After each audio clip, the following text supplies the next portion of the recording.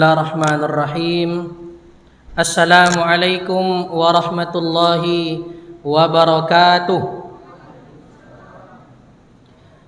Alhamdulillahi rabbil alamin. Wassalatu wassalamu ala nabiyyina wa imamina wa qudwatina Muhammadin wa ala alihi wa ashabihi rasulillahi ajma'in. Allahumma salli wa sallim wa barik ala nabiyyina Muhammad wa ala alihi wa ashabihi wa sallama tasliman katsira. Subhanaka la ilma lana illa ma 'allamtana innaka antal alimul hakim. Ma'asyaral muslimin wal muslimah, Bapak Ibu, ama ayah, saudara-saudari sekalian yang semoga dirahmati oleh Allah. Mengawali pertemuan kita malam ini, kembali kita panjatkan syukur kepada Allah dengan memperbanyak bacaan Alhamdulillahi Rabbil Alamin. Atas berkat karunia Allah, hidayah Allah serta pertolongan Allah, malam ini Alhamdulillah kita bisa hadir kembali di rumah Allah. Semoga hadirnya kita di rumah Allah malam ini dapat menggugurkan dosa-dosa kita yang telah lalu. Dan kita berharap, berdoa pada Allah SWT, semoga nantinya kita keluar dari masjid ini kita termasuk hamba-hamba yang diridhai dan diberkahi oleh Allah. Amin ya rabbal alamin. Kemudian salawat beserta salam semoga selalu tercurah kepada baginda Rasul Muhammad sallallahu alaihi wasallam. Semoga dengan kita memperbanyak salawat kepada baginda Rasul, nantinya di hari kiamat kita mendapatkan syafaatnya. Bapak Ibu, ama ayah, saudara-saudari sekalian yang semoga senantiasa dirahmati oleh Allah. Malam ini adalah malam ke-26 pada bulan suci Ramadan. Salat tarawih awak bekok Bapak Ibu, berarti tinggal 4 malam lagi. InsyaAllah kita akan mendengar suara takbir. Allahu Akbar, Allahu Akbar, Allahu Akbar. La ilaha illallah, wallahu akbar. Allahu Akbar walillahil hamd. Jamaah sekalian semoga dirahmati oleh Allah SWT. Sebelum memasuki hari raya Idul Fitri, sebelum memasuki Lebaran, ada 2 perkara yang selalu kita lalaikan jamaah sekalian. Yang pertama, di 10 akhir bulan Ramadan nak kendoki hari raya Idul Fitri, kita selalu kurang memperhatikan anak yatim. Siapa? Kurang memperhatikan anak yatim. Jamaah sekalian, kenapa kita katakan kurang memperhatikan anak yatim? Karena di 10 akhir bulan Ramadan itu, kaum muslimin itu fokus dengan zakat. Zakat jamaah sekalian. Sedangkan anak yatim itu tak termasuk orang yang berhak menerima zakat. Tak ada 8 asnaf itu termasuk anak yatim jemaah sekalian. Makanya orang selama 10 akhir Ramadan itu fokus dia, mana fakir miskin diberikan, mana orang kurang mampu diberikan, mana amil, mana fisabilillah, mana ibnu sabil, mereka berikan itu.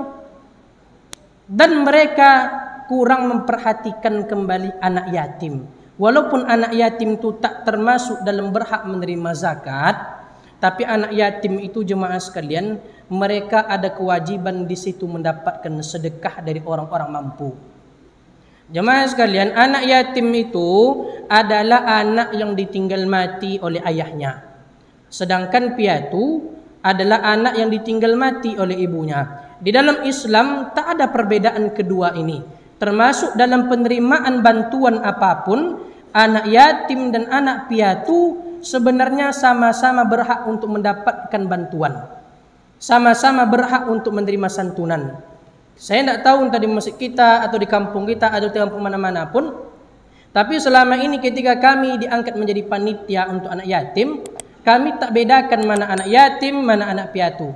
Dulu Bapak Ibu di Masjid Al-Muhajirin Simpang Pawo itu anak yatim itu sekali dalam setahun itu Bapak Ibu, kalau tak salah kami, hampir 5 juta, hampir 6 juta diberikan. Begitu. Dan anak piatu tak diberikan apapun jemaah sekalian. Dan semenjak itu kami sampaikan, Buya, bagaimana pandangan Buya dengan anak piatu, kata dia kan. Maka kami sampaikan sesuai pandangan kami terhadap syariat Islam. Syariat kita mengatakan tak ada bedanya anak yatim dan piatu. Bahkan dalam adat istiadat kita masing-masing, di mana-mana pun lobiobo rasa kehilangan nama pada ayah lah.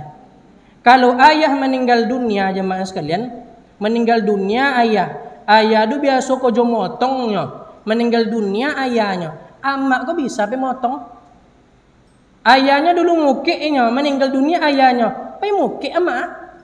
Meninggal dunia seorang ayah, ibu bisa menggantikan peranan ayah. Tapi kalau meninggal dunia mak tu, ayah aku masak tolu pun tak pandai tu. Masak tolu pun memang tak pandai jemaah sekalian. Kalau meninggal dunia seorang ayah, seorang ibu bisa menggantikan peranan ayah. Tapi kalau meninggal dunia ibu, maka susah jemaah sekalian. Salah satu pintu surga kita itu telah tertutup. Maka jemaah sekalian semoga dirahmati oleh Allah SWT. Jemaah sekalian, 2 tahun yang lalu kami tidak sebutkan tompeknya. Ada ibu tu selalu pergi wirid. Di mana-mana wirid. Selama bulan Ramadan, ibu tu selalu ke masjid jemaah sekalian. Tapi waktu hari raya Idul Fitri, dilakukan salat Idul Fitri di lapangan, ibu itulah yang tak nampak. Lalu setelah dicari-cari, sekitar jam 10 pagi nampaklah ibu tu di rumah. Tanyalah, ibu, kenapa ibu tadi tak pergi salat Idul Fitri? Apa kata ibu tu? Buya, malu saya pergi ke salat Idul Fitri itu buya. Kenapa ibu malu? Saya hanya punya satu-satunya mukena buya. Telokong cik dan punyanya buya. Lacu ya buya. Sampiong kanan kiri depan belakang dan orang-orang mampu buya, orang-orang kaya. Mana mereka ketika akan Idul Fitri kata mereka? Hari raya Idul Fitri itu Bapak Ibu adalah hari raya kemenangan, hari raya kebahagiaan, hari raya sukacita. Tapi enggak ada gunanya Idul Fitri itu nanti kalau yang bahagia itu hanya orang-orang kaya saja. Dan waksabi isu Idul Fitri itu hari raya kemenangan, tapi kalau yang menang itu hanya orang-orang mampu saja. Maka di kampung kita perhatikan kalau masih ada tetangga kita anak yatim, makin miskin, perhatikan jemaah sekalian. Di masa-masa Rasulullah SAW dulu, di waktu hari raya Idul Fitri, Nabi buka gorden pintu rumahnya. Nampaklah dek Nabi itu ada beberapa anak-anak asyik bermain. Dan ini pernah saya sampaikan dulu waktu saya khotib di lapangan. Pernah saya sampaikan dulu cerita ini. Waktu Nabi buka gorden pintu rumahnya, nampak dek Nabi ada anak-anak asyik bermain. Anak-anak ini pakaiannya, bajunya baru, celananya baru, sorban kecilnya baru, semuanya baru. Di belakang anak-anak asyik bermain dengan baju baru tadi, ada seorang anak. Seorang anak tu tak punya terompa, bajunya compang-camping, lah banyak cabioknya, depan nyompek, belakang ngompek. Anak tu berjalan, dia baju badannya itu berdebu. Datang Nabi, aina abuka, mana bapakmu nak? Kenapa kamu bisa seperti ini? Mana bapakmu? Menangislah anak itu jemaah sekalian. Apa kata anak itu? Inna abi mat bi jihadi fi sabilillah. Ya Rasulullah, ayahku dulu pernah ikut perang dan meninggal ketika perang. Aku anak yatim ya Rasulullah. Maka menangis anak itu jemaah sekalian. Kapankah anak itu menangis? Hari raya Idul Fitri. Maka Rasul mengatakan, aina ummuka? Mana ibumu nak? Manu amak wa'ang? Apa kata anak itu? Sesungguhnya setelah ayahku meninggal dunia, ibuku menikah kembali dan membuangku jauh dari keluarga. Dibuang anak itu jemaah sekalian. Nangis anak itu. Apa kata Nabi? Jangan nangis kata Nabi. Dibawa oleh Nabi ke toko pakaian. Jemaah sekalian semoga dirahmati oleh Allah SWT. Maka kita ingin hari raya nantinya adalah hari raya kemenangan bersama. Bukan kemenangan orang-orang kaya saja. Bukan kemenangan bagi orang-orang yang mampu beli baju raya saja. Bukan kemenangan bagi orang-orang yang punya kue hari raya saja. Tapi kemenangan hari raya Idul Fitri itu adalah hari raya kemenangan. Kalau sodo awak di Pulau Balai ku bahagia. Tapi kalau masih ada anak yatim, fakir miskin menangi Idul Fitri besok, maka sodo awak menanggung dosa di hadapan Allah. Mana kadus kita? Mana RT awak? Mana RW awak?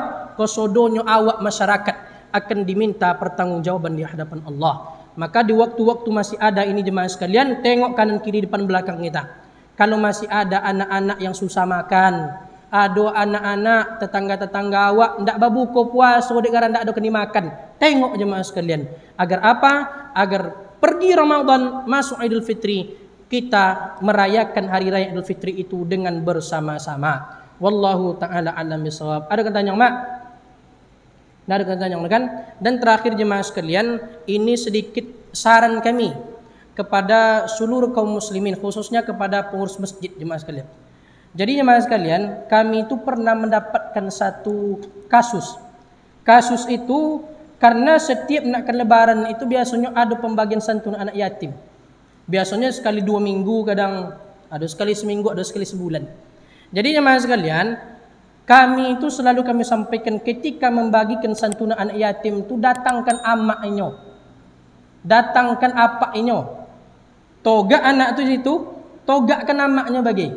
Nantu yang penting nantu di amaknya anak dapat santunan.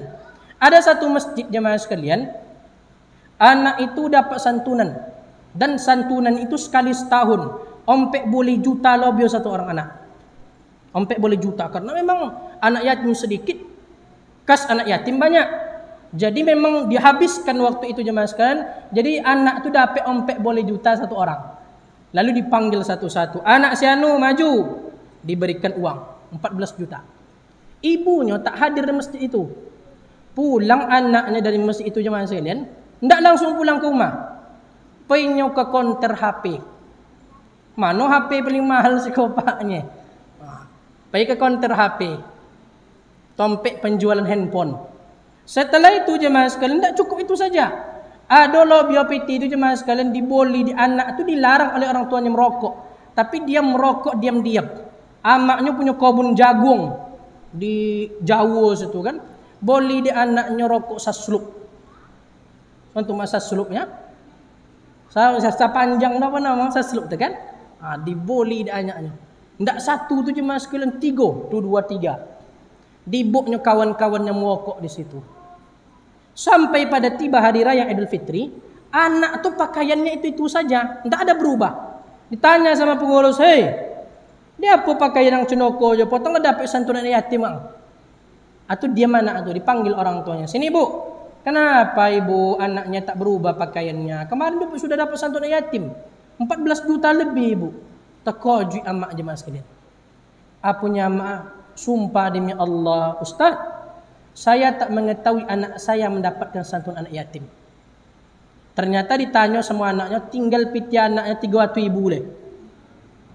Dia sampai mati, dia sampai boleh juta. Makanya jemaah sekalian, ketika pembagian santunan anak yatim itu hadirkan orang tua. Nontu di anaknya, dapat anaknya. Wallahu ta'ala alam bisawab. Kalau ada perkataan ambu yang salah, mohon dimaafkan. Dan insyaAllah setelah ini kita akan melaksanakan salat tarawih. Billahi taufiq wal hidayah wa ridha wa niyaya. Assalamualaikum warahmatullahi wabarakatuh.